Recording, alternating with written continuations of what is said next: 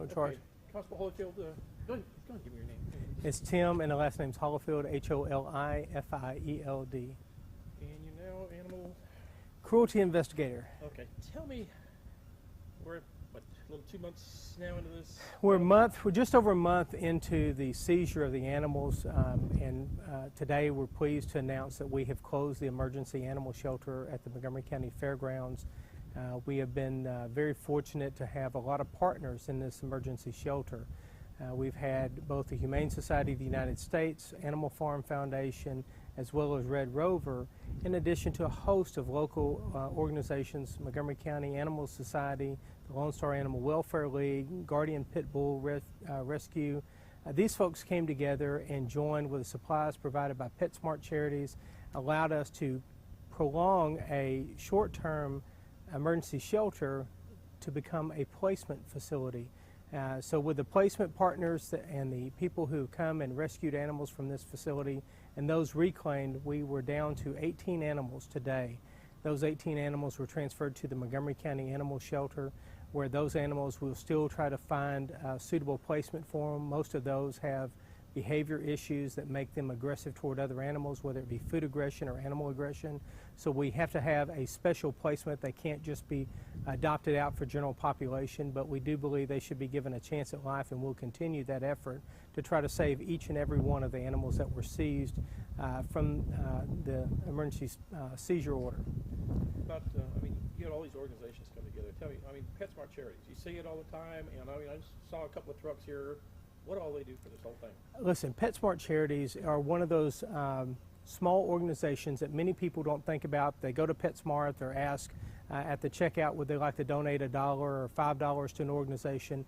That organization alone has sent 3 truckloads of supplies, including dog food, crates, Kongs, supplies for cleaning. They came through like no other organization has ever done in Montgomery County for the plight of animals who had been seized out of deplorable conditions, and to give them sustainable food, enrichment activities.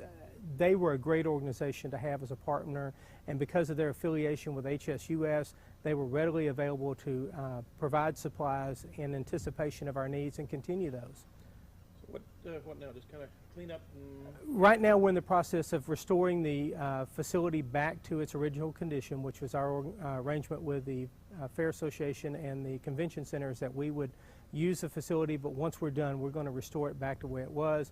We appreciate Montgomery County. Sheriff Gage has been gracious to send us trustees every day that we've asked for them. Had it not been for these men helping out, the volunteers, we would not have been able to make this happen. So we're deeply grateful to Sheriff Gage and the Sheriff's Office for their help as well. What about, you had, I'm looking, what was it, almost 200 kennels here, plus you had more dogs besides kennels? We did. Originally, we were told that there were 200 animals on site. It turned out there were 298 that were seized. So a little bit of math problems for the facility to keep track of all the animals they had on property.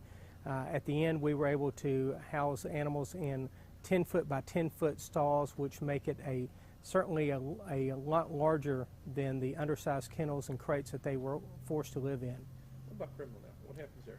The criminal investigation is ongoing. As many people know, there's a lot involved in a criminal investigation for animal cruelty, and now we start looking at money trails. Where was the money going?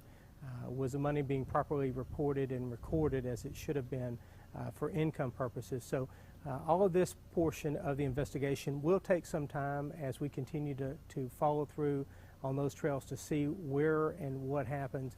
And then all of this information will be compiled and presented to the Montgomery County District Attorney, who will likely present it to a grand jury. And from there, the grand jury will do their part in determining whether or not it's suitable for an indictment.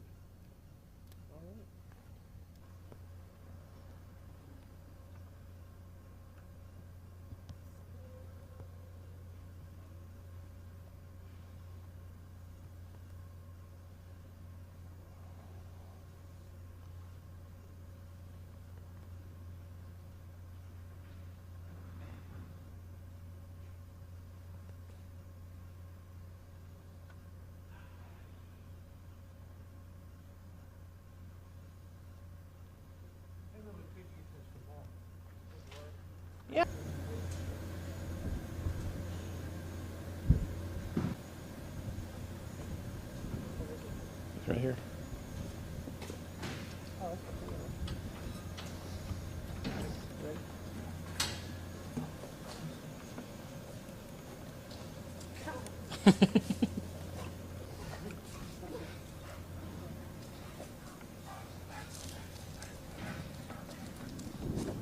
He wants to get up there. Look at him.